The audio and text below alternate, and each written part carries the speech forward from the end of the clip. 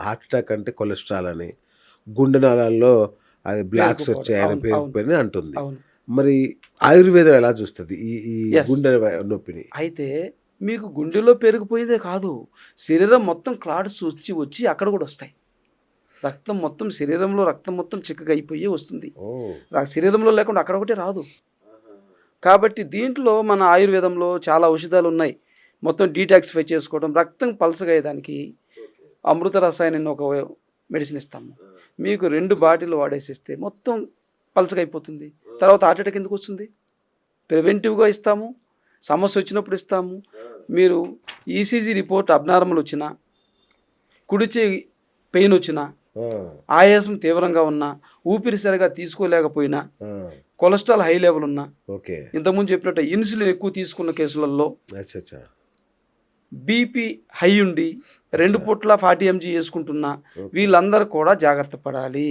ఓహ్! వీళ్ళందరికీ రక్తం చిక్కగా అయిపోతుంది. ఓకే. ఓకే. కాబట్టి ఈ రక్తం పలసగా చేసుకుంటే ఈ ప్రమాదానికి ఫస్ట్ శుభంకరం. రైట్. మామూలుగా ఆయుర్వేదంలో వాత, పిత్త, కఫ దోషాలని యెస్. యెస్. చెప్తుంటారు. యెస్. సో, ఈ వాత, పిత్త, కఫాల్లో ఏది గుండె నొప్పికి గాని, హార్ట్ అటాక్ గాని కారణం అవుతది? యెస్. ఏది ఎక్కువుంటే? అయితే మీరన్నారు పిత్త సమస్య, రక్తపిత్తం అంటే రక్తంలో వేడి పెరిగిదొచ్చేది. ఆ! దీనికి సపోర్ట్ ఎవరు? వాతం. ఓకే. వాతం లేకుండా పిత్తం ఉండదు. అచ్చా! వేడి శరీరం అంటారు చూడండి. అవునవును. వేడి శరీరం అనేది అన్ని రోగాలకు మూలము. ఓకే. దానికి తోడు వాతం వస్తుంది. ఆ! పక్షవాతం విన్నారా? ఆ!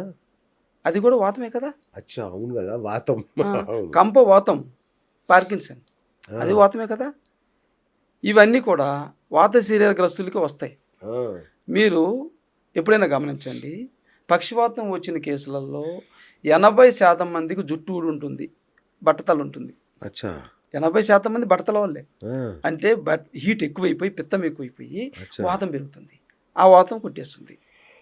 ఇంతకుముందు చెప్పినట్టుగా శరీరంలో రక్తం ఎక్కడైతే బూడు కట్టిపోతుందో, క్లాట్లు ఏర్పడతాయో, అది బ్రెయిన్‌లో ఏర్పడినప్పుడు పక్షవాతం అవుతుంది. బ్రెయిన్‌లో ఏర్పడినప్పుడు. బా!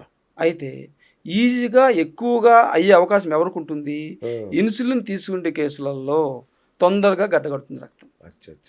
ఈ కేసులలో ఎవరైనా 10 సంవత్సరాల నుంచి ఇన్సులిన్ తీసుకుంటుంటే ఎక్కువ మోతాదులో ఉదయం 20 యూనిట్లు, సాయంత్రం 20 యూనిట్లు తీసుకున్నట్లయితే ఆ! వాళ్ళకి స్కాన్ తీస్తే ఖచ్చితంగా క్లాట్స్ ఉంటాయి తలలో.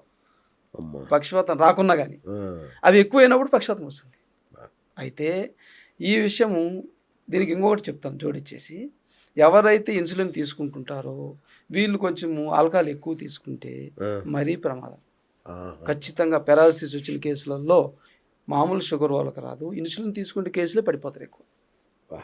వాళ్ళు మరి ఆల్కహాల్ తీసుకున్నోళ్ళు. ఆ! ఆల్కహాల్ తీసుకుంటుంటే సడన్‌గా పెరాలసిస్ వస్తుంది. కాబట్టి రక్తం పలసగా చేసుకోవడం అనేది చాలా అత్యంత ముఖ్యం. ఇంపార్టెంట్. చాలా ముఖ్యం. ఓకే. ఓకే. రైట్ గురుగారు. తర్వాత నాడీ పరీక్షని చేస్తారు మీరు. సో, ఇది నాడీ పరీక్ష గుండె ఆరోగ్యానికి సంబంధించి అన్ని విషయాలు చెప్తదా? లేదంటే రాబోయే ప్రమాదాలను అంచనా వేస్తదా? అయితే మీరన్నట్టుగా పూర్వపు రోజులలో నాడీ పరీక్ష చేసినప్పుడు శరీరము ఓకే. ఇప్పుడు 50 రోగాలు ఉన్నప్పుడు అది ఇది కూడా కమర్షియల్‌గా, బిజినెస్‌గా ఆ! ఒక అయిపోయింది. గుర్తింపు చేసుకునే దానికి ఇప్పుడు 5 రోగాలుంటాయి.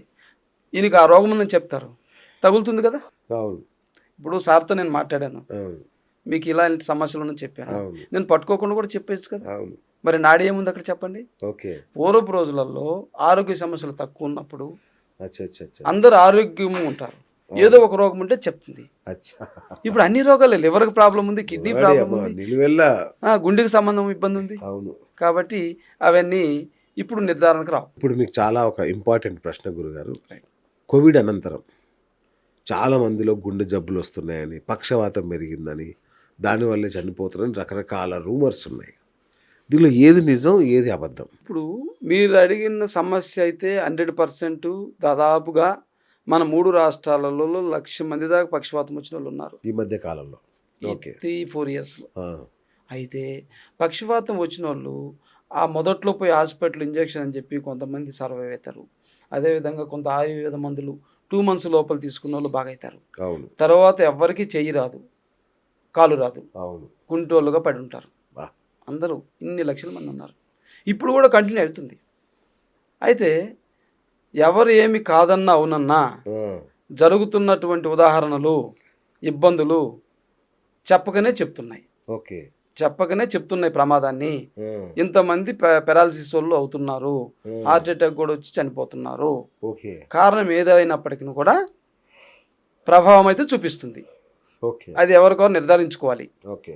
మనం అది ఎస్సా నో అని చెప్పేదానికంటే కూడా ప్రమాదాలు జరుగుతున్నాయి. ఖచ్చితంగా హార్ట్ అటాక్లు పెరిగాయి, ఆ. పక్షవాతం పెరిగాయి. అది దీనివల్ల అని చెప్పడానికి లేదు. మనం దీన్నని చెప్పేదానికి కరెక్ట్. ఎవరిదో నిర్ధారించుకోవాలి. నిర్ధారించుకోవాలి కదా.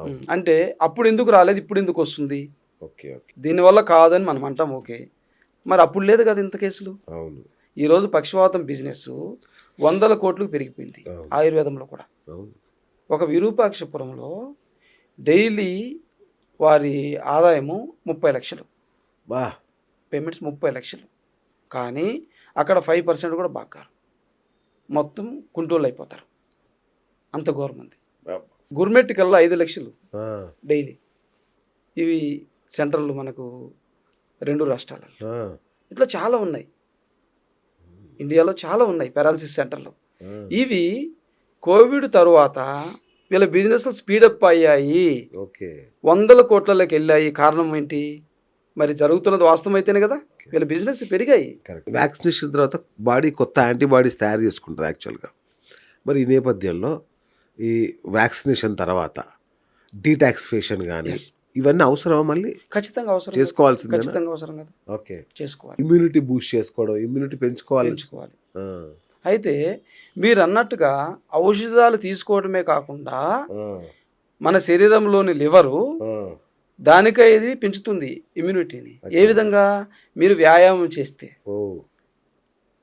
ఏమి మందులు తీసుకోకుండానే లివర్ గురించి మనం వ్యాయామం చేస్తే లివర్ క్లీన్ అయిపోతుంది.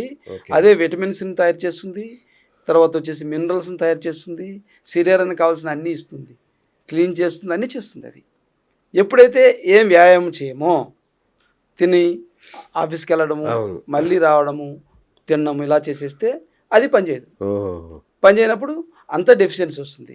మీకు విటమిన్ D3 డెఫిషియన్సీ వచ్చినా మీరు అంటారు ఎండలో నేను కూర్చున్నాను నాకు విటమిన్ D3 పెరుగుతుందంటే పెరగదు. మీరు వర్కౌట్ చేస్తేనే పెరుగుతుంది. ఓహో. ఓకే.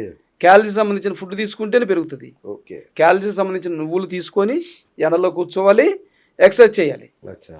అప్పుడే లివర్ నుంచి విడుదల చేస్తుంది. లేకుంటే విడుదల కాదు కదా. అంతే కదా. బీటోలు కూడా అంతే, ఆహారం తీసుకుంటారు, చికెన్ మటన్ సంథింగ్ అన్నీ తీసుకుంటారు, అవును. చేయకపోతే అది రక్తంలో చిక్కగా, రక్తంలో అంతా దాని ఇంప్యూరిటీస్ వచ్చేసాయి, ఆ.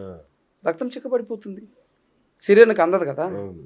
కాబట్టి ఖచ్చితంగా దీంట్లో వ్యాయామం అనేది 100% చేయాలి, అచ్చా. ఎవరైనా చేయాలి. ఆ. నేను బిజీ ఉన్నాను నాకు కుదరదు అంటే కుదరదు. కుదరదు. ఎట్టి పరిస్థితుల్లో ఒక యశోద హాస్పిటల్ చేరాను అనుకోండి, ఆ. నాకు బిజీ ఉంది వెళ్ళిపోతుంటే కాదు కదా. అది కదా. కాబట్టి ఇది కూడా అంతే.